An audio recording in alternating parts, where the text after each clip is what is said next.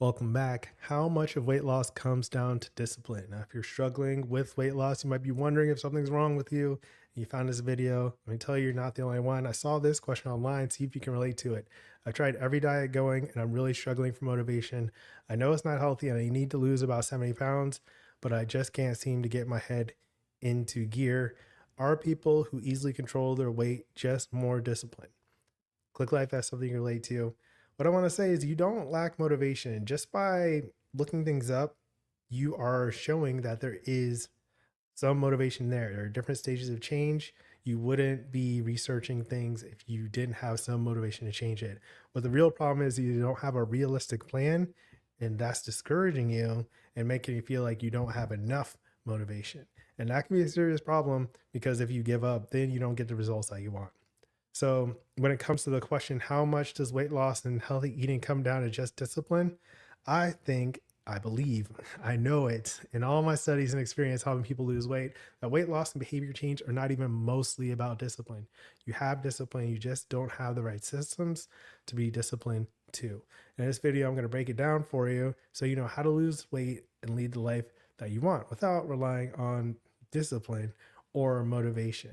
If it's your first time here, my name is Reggie. I'm the founder of Fit for Freelance. I help you stay consistent with weight loss without relying on motivation. What I want to say is the way that most people say discipline, they're talking about some element of toughness and grit and pulling yourself up by your bootstraps and all that. And that can be very misleading because that's not what discipline really is. And that's not even what your health outcomes are based on. Your health outcomes, based on my 12 plus years of public health experience, they're results of your genetics, environments, and habits. Now, people online don't realize this or don't know what they're talking about, and will discount the genetics and environments and just say it's about a calorie deficit. But you need all three of these to work, or they are always working um, to produce outcomes. So you want to be mindful of them, aware of them, and then make adjustments in what you can control to get closer to the results that you want.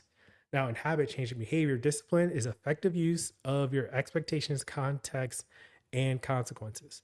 Now, I simplify this to vision, focus, and practice because there's a lot of behavior science that goes into it.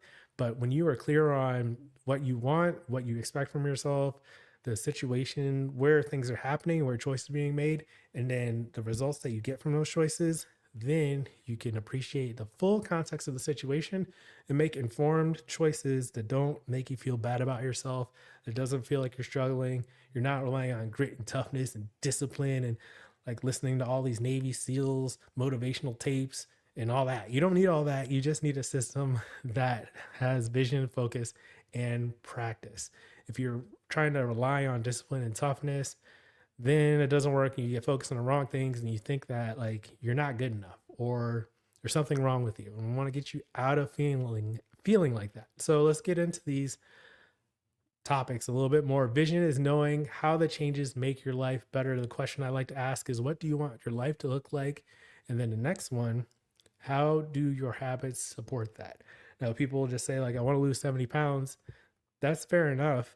It's just, how does that make your life better? What do you want your life to look like? Do you just want to be 70 pounds lighter, 70 pounds thinner?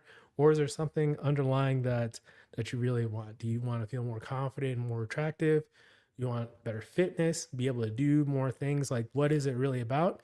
And what do you want your life to look like?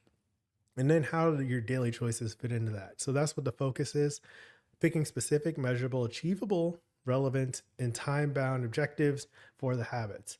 And especially a realistic weekly plan. It's not just about an all or nothing approach, a crash diet, cutting out all sugars. Like, those are common mistakes that people make. But if you choose something that's achievable, relevant, and time bound, not just like, I'm never going to eat sugar again, right? Like swearing off of something, just how long are you going to do something and what are you going to do to make that possible? That's that realistic weekly plan. Big part of focus, makes it easier to follow through. All right. And that's what I talk about here. People think you're just going to cut out everything and feel bad when they mess up, think that something's wrong with you. You lack discipline. It's how you clicked on this video in the first place and you give up. Don't do that, right? There's nothing wrong with you. You just need a better system. All right. The real problem here is that you picked a pointless goal with no idea if it'll make your life better. Then you try to punish yourself into keeping it.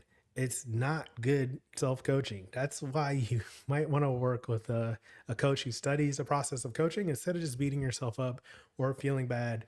Or there's this idea that like if you're tougher on yourself, you'll get better results. And if it has been working for you, it's not likely to just start working out of nowhere. So it's not about discipline.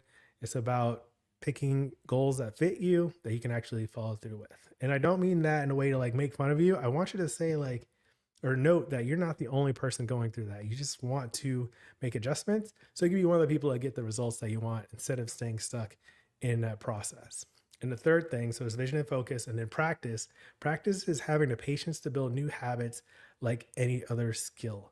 If something doesn't work, figure out why it doesn't work and make it easier to make any progress instead of completely giving up. Don't just give up because something's hard when you first start. Build the skill. Now, something I like to make a analogy of is like, playing sports. You start shooting hoops or something. The first few times you do it, it's going to be bad. But then if you stay in practice, if you keep shooting your shots, you'll get better at them. And that's how you develop the skill and make improvements, right? It's not just about toughness or like shooting harder. It's about taking your time, understanding the process, assessing what happened, what you can do better, what needs to change, what adjustments you can make, and then getting your reps. So then you get better at it, right? And then what you want to do is celebrate any improvements along the way instead of only waiting for the end results. This is what keeps you locked into your new habits and building them up so they're sustainable. Many people will make the mistake of waiting until they reach that end milestone, right? This person wants to lose 70 pounds. So they might go through and feel like they're not good enough or they're not disciplined enough until they lose all 70 pounds. That doesn't help them stay motivated and locked in to what they're trying to do. So celebrate the small steps like having a weekly plan in the first place, doing the smallest thing on there. If you have a goal to go grocery shopping on Sunday and you do it, you're like, hey, I'm doing the right thing on my path to weight loss just by grocery shopping, meal prepping, making a healthier choice, eating enough fruit and vegetables, right? Those are the small things that you do. And you're like, hey, this is what I'm trying to do. That's how you make your daily habits support the vision that you want and stay on track with that. The practice is the journey. It's not just about the end result, it's about your path, your life, and the things that you're doing on a daily basis to build the life that you want because you're living the life that you want each day. So it's not about beating yourself up, being tough, relying on discipline. That's not what everyone's doing. They're just doing things that they find more rewarding now and building patterns and habits so they're easier to keep those habits going. Now, if you want help, this is what I do.